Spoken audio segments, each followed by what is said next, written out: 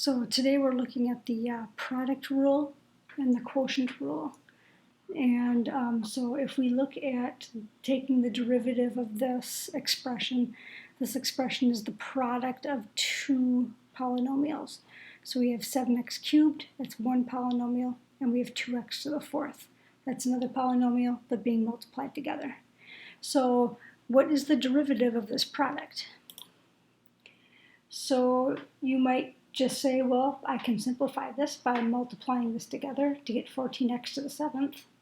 And then we just go ahead and take the derivative, bring the 7 down, multiply it by 14, that gets you 98. Reduce the power by 1, so x to the 6th power. And that works just great. That is the correct answer. So let's take a look at some scenarios here. Do we get the same answer if we just take the product of the derivatives? So in other words, here's the derivative of a product. Is the product of the derivative the same thing? So let's take a look at each of these derivatives individually. So if we take the derivative of that first function, 7x cubed, bring the 3 down, 3 times 7 is 21, reduce this power to x squared, so 21x squared. So that's the derivative of the first one. Here's the derivative of the second function. So bring the 4 down, multiply it by 2, we get 8, reduce this power to 3, so 8x cubed. So that's the derivative of that. So if we multiply those together, so we're multiplying the derivatives here, 21x squared times 8x cubed, that gets us 168x to the 5th. So we can prove then that if we just take each derivative and multiply them together, we don't get the right answer. So that doesn't work.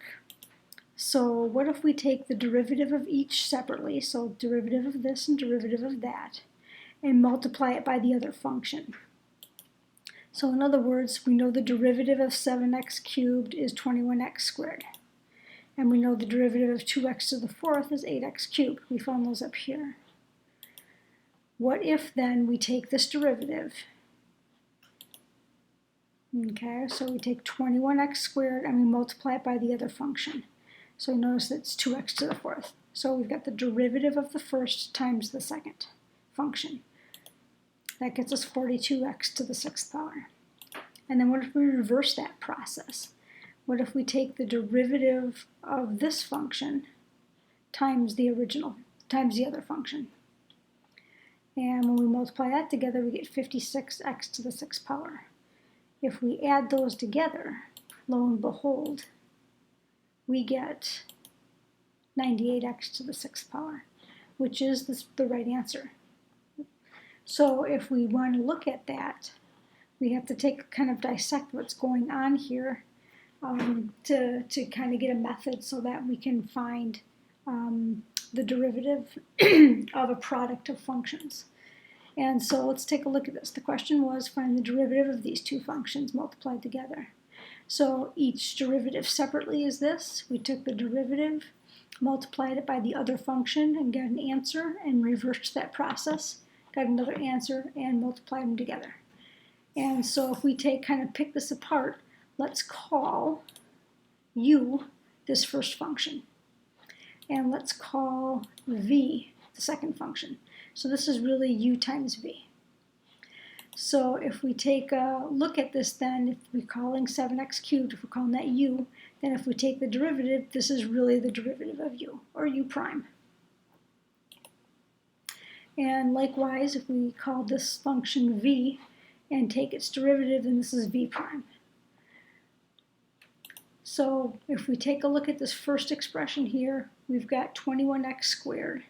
That's the derivative of this, which means that's u prime, times 2x to the fourth, which is v. So that's u prime times v. And we're going to add to that, because we did end up adding these two together. We're going to add to that this, which happens to be u times v prime. This is function u, and this is the derivative of v. And we added those together.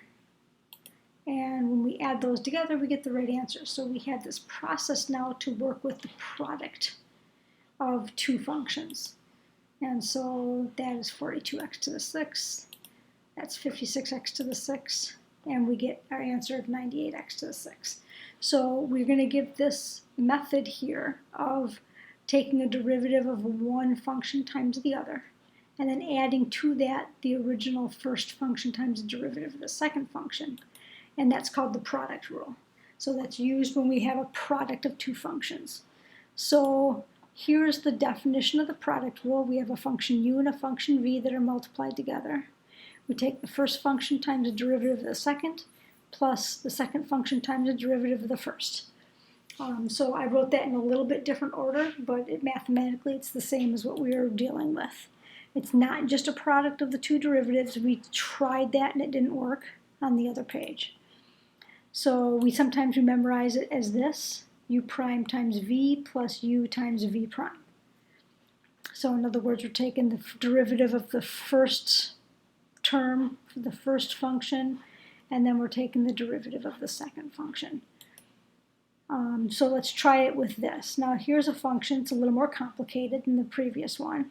We could just FOIL this and get 2x to the 5th plus 5x cubed plus 6x cubed plus 15x. So we could just FOIL this and combine these terms to 11x cubed, and then we could take the derivative and get the answer. So if all else fails, if you're not a fan of the product rule, just FOIL it out and you're good to go.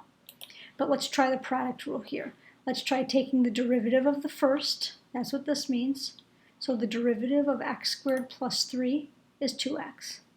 And then we're going to multiply that times the second one. So multiplied by the second function. Notice the second function isn't a derivative, it's just the function itself. And we're going to add to that the first function. So the u is the first function, times the derivative of v. So the derivative of this. Okay, so if we then expanded all this, we'd get a 4x to the 4th. We'd get a 10x squared. And we'd have to FOIL this. So we end up getting here's a 6x to the 4th. And so we have a 6x to the 4th here, and we end up having this FOILed. And so once we combine all those terms, 6x to the 4th plus 4x to the 4th is 10x to the 4th. Here are my x squared terms, 10 and 18 and 5 is 33, and 15. So you see we end up with the same answer whether we FOIL or use the product rule. So really either method is up to you. It's just that a lot of times the product rule ends up being less steps. So now let's talk about the quotient rule. If the product rule was multiplying two functions together, the quotient rule is when we're dividing two functions. And so this gets a little more complicated. When we're dividing two functions, we have the bottom, the denominator, times the derivative of the top, minus the top times the derivative of the bottom. That all comprises the numerator. And then we divide it by the bottom squared. This is just the bottom. It's not any derivative at all. So we kind of shorten this up by saying v du minus u dv over v squared. Sometimes we call this v low because it's in the denominator, and the du is high because it's in the numerator. So some people will refer to this as low d high minus high d low. It's kind of easy to remember. Low being denominator, d high being the derivative of the numerator. So low d high minus high d low over low squared. And so when you use the quotient rule, and this is another way of just saying it without the dx's, we can kind of drop those to shorten it up. So low d high minus high d low over low squared. So we can use this to evaluate this. So this is high, the numerator, and low, the denominator. So we have low, notice that's the denominator, low derivative of the high, 6x squared plus 5. So low d high minus high, the numerator, d low, over low squared. And this is the derivative. You don't have to simplify it at all. You can just enter the answer just like that. You can give the answer on an AP exam just like that. And you can put a WebAssign just like that. If you do simplify it out, it looks like this. And then we can further simplify it to end up with this. And so what you should work on then is day 3 homework. And it's a short assignment. It's only a couple of questions. And so you'll have plenty of time to finish that in class. And you also probably will be able to get started on day 4 homework. You already know how to do a lot of it, so you could get a good start on that as well.